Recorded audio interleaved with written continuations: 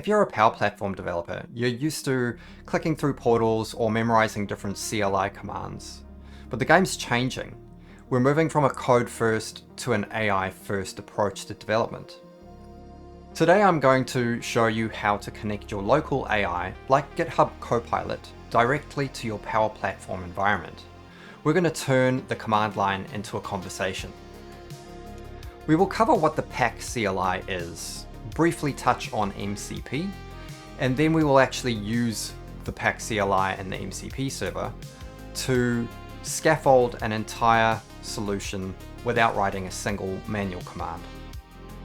So firstly, let's define our tools. PAC CLI is the Power Platform command line interface. It's the engine room for professional developers working on the Power Platform. It handles things like authentication, solution packaging, PCF controls, and other environment management settings. But normally you have to memorize the syntax, and there are obviously quite a few different groups in here. Some of these we will go into more detail on later as we go through the automation process, but there's a lot of commands to memorize. So that's where MCP comes in. MCP stands for the Model Context Protocol. Think of it as the USB-C port for AI models. So it's an open standard that allows models like Claude, Gemini, or ChatGPT to connect to external data and tools. So instead of just chatting about the code, MCP gives the AI arms and legs to actually execute commands on your machine. Now that is a very basic, rudimentary explanation of what the MCP is. We're not going to go any deeper today into the technical aspects of that protocol. I will, however, in the future create a fundamentals video which covers a lot more on terminology and the basics of AI. Okay, so the first thing we want to do to get this set up is make sure that we have .NET 9 installed on our machines. So if we go through to this URL and we find the installer for our operating system and install that, we'll need to restart the machine once that's finished, and then we should be able to run this command .NET-list-runtimes to make sure that we've got .NET 9 installed on the machine. The next thing we need to do is to make sure that we have the Power Platform CLI installed, PAC CLI. And we can run this command here. I already have this installed, so I'm just going to run the update to make sure that I'm current. And we can see that that is already installed. So now that we're installed and we have the PAC CLI installed, the next thing we want to do is find out where our PAC MCP executable file is. In order to do that, we want to run this command here, PAC Copilot MCP. And this is going to give us our location to our PAC MCP.exe file. Now we'll need this to set up our MCP server in our server collection inside GitHub Copilot. So the next thing we want to do now is open our Visual Studio Code. I'm currently using Insiders for preview features, but this should work perfectly fine in a normal Visual Studio Code install. The first thing you want to do is open your command palette on a Windows machine, that is Control-Shift-and-P. And then we want to look up MCP and find our MCP Open User Configuration. This is going to show us our mcp.json file, and this will have a list of all of the MCP servers that we currently have configured. We can see it in my file, there are quite a few MCP servers configured. The one that we are most interested in looking at today is this PAC-MCP server configured here. This has a type of stdio and a command of file location for the pac-mcp.exe file that we looked up earlier. We can see that backslashes are escaped out with the backslash, and that is pointing at our pac-mcp.exe file on our local machine. The next thing we want to make sure is that the MCP server is actually running. You'll see that mine is in a running state here. If yours is not running, it's likely that you haven't set up your credentials in the PAC CLI.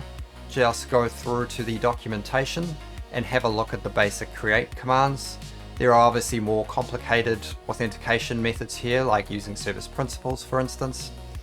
But basically using this PAC Auth Create should send you through to a Microsoft login screen where you can log in and get your authentication created in PAC CLI. So we're going to open up a terminal here and we're going to put in our auth create command, so PAC Auth Create. That should now open up a browser session which will prompt us to enter our credentials, our Microsoft credentials, which will create our credentials in the PAC CLI. Those credentials will be used by the PAC MCP server to authenticate through to your tenant and environments. So now we can go and have a look at the different authentication profiles that we have configured in PAC. We can run that PAC auth list, and that will give us our different authentication. We can also delete these if we wanted to, running PAC auth delete -- index and giving the index number of the profile we wanted to delete, for instance number 1. Perfect, so we should now be able to get the MCP server working from our AI model. So let's open up chat. We're currently set on Claude Sonnet 4. I do not need this file as context. I'm going to get rid of it from here, and I'm going to ask it a question that it's going to need to use MCP to get the answers for. So please list the solutions that are in the current environment.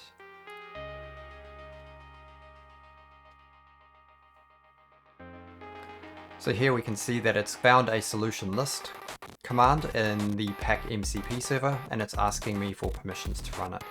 Let's allow.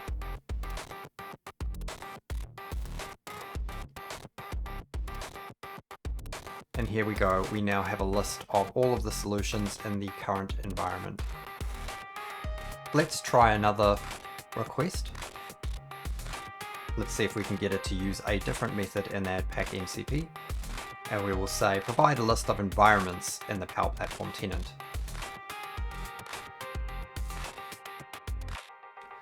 Now it's found admin list method in the PAC MCP. Again, asks us for permission to run it.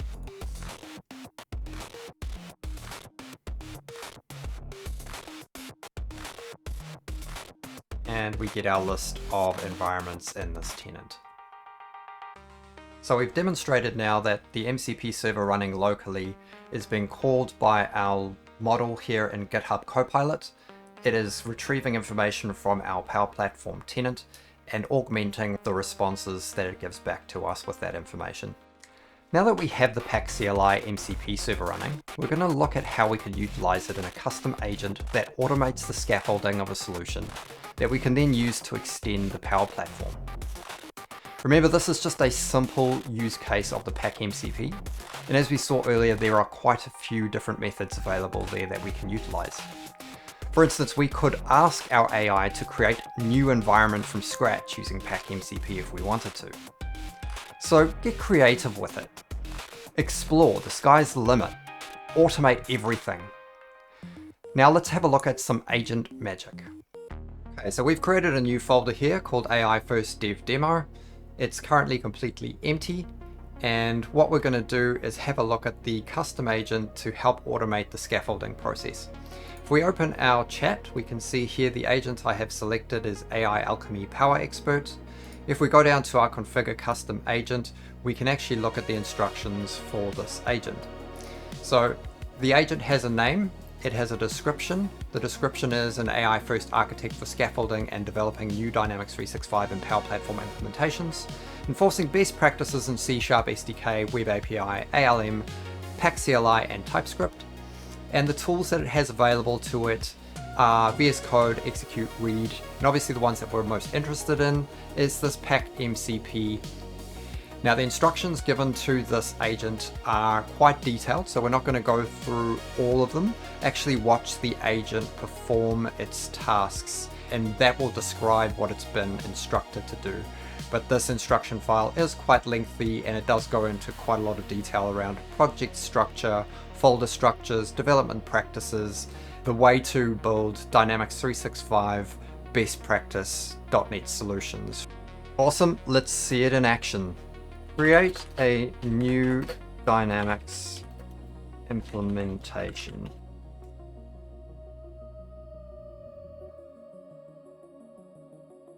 The first thing the agent has to do is obviously collect some information that it requires to complete its tasks. The first is a customer name prefix and a project name, and then obviously the target Dataverse tables that we're looking to bring into this project and create data models for.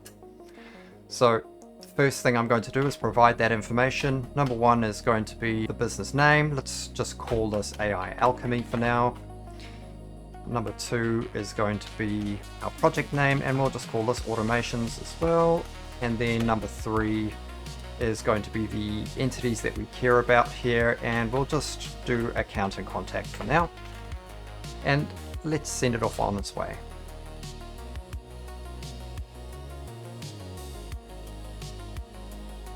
So now it's going to give me a comprehensive step-by-step plan on what it's going to do. And it's not going to start doing anything until it gets approval for the plan that it provides. So if we look at the plan, it's going to create a solution and a project structure. That solution is going to be in the namespace of aialchemy.automations. It's going to have a core project, a plugins project, a plugins test project, and a web resources project. It's then going to re-reference the .NET frameworks for the plugin projects to obviously 4.6.2, which is a requirement for plugin projects. It's going to set up some of the core project folders, models and helpers, the services folder for projects, and TypeScript subfolders in the web resources project. We then have our source linking strategy here. So obviously trying to get our plugin DLL file into a single DLL rather than multiples building from different projects. Then we have our model generation. This uses obviously the PAC MCP to generate our early bound classes for account and contact tables that we've specified. And those will basically be generated and stored in the core models folder. Then we go through our NuGet package installation and install the CRM SDK core assemblies, the test adapters, mock, etc. And then we go through our assembly signing, as obviously we need to have signed assemblies for plugin DLLs. The agent then asks us whether we want to proceed with executing the plan. So let's go ahead and see what happens.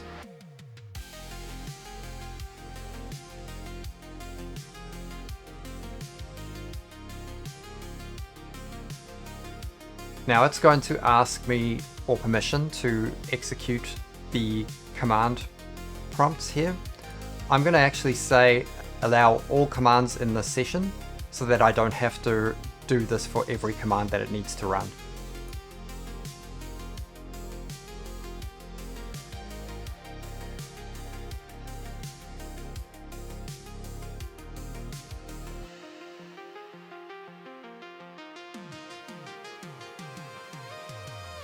Here we can see that it's set up our solution. It's also set up our core plugins, plugin tests, and web resources project.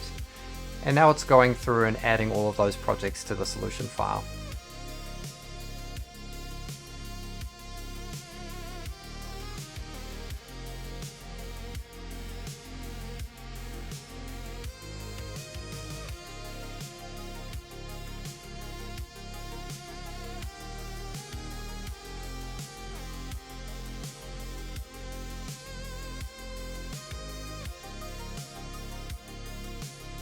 It's now creating the required folder structure under those projects, and now it's going through and retargeting the correct projects to the 4.6.2 .NET framework. It's asked me again whether I want to give it permissions, and I'm going to say allow in the session.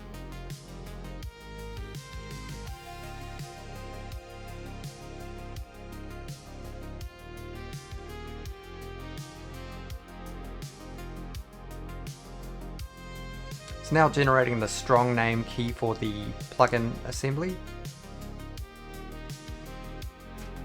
and installing the required NuGet packages now.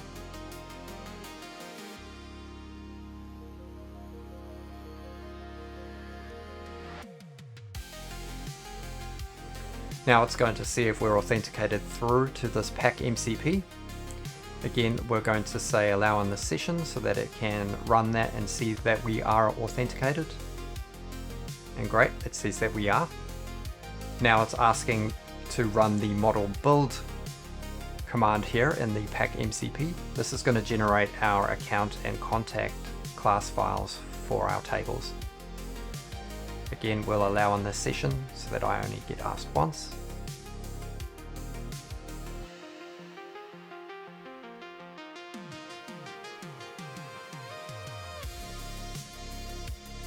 It's now asking me to continue this agent process because it's been running for a while. I will continue. It's going to go and have a look to see where the files were created because they were not created in the place that it should have been created, so it is going to have a look.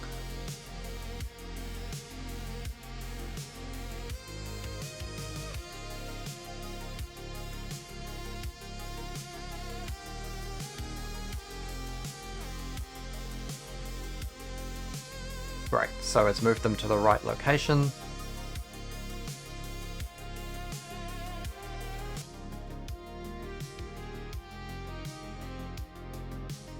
And now it's going to create a README file to document the solution structure.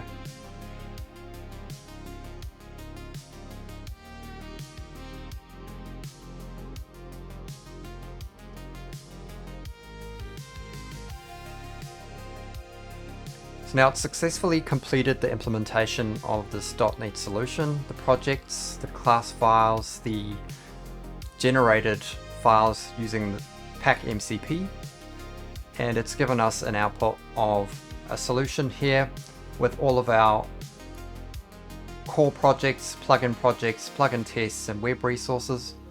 We can go into our core here and we can have a look at our models and see the models that were actually generated by PAC MCP. So we can see these early bound class files here and the entity option set enums as well. So this is fully automated, the setup of a dynamic solution, a .NET solution here. Saves it quite a bit of time. So I hope this video has been helpful. I hope it's been informative. I hope it gives you a good idea of what AI first development practice can look like in this D365 and Power Platform space. This is obviously just the beginning. It's a splash in the ocean and there's a lot more to come. So if you're interested in following the journey, please subscribe and we will see you on the next one. Thank you very much. I'm Brett Ratty. This is AI Alchemy.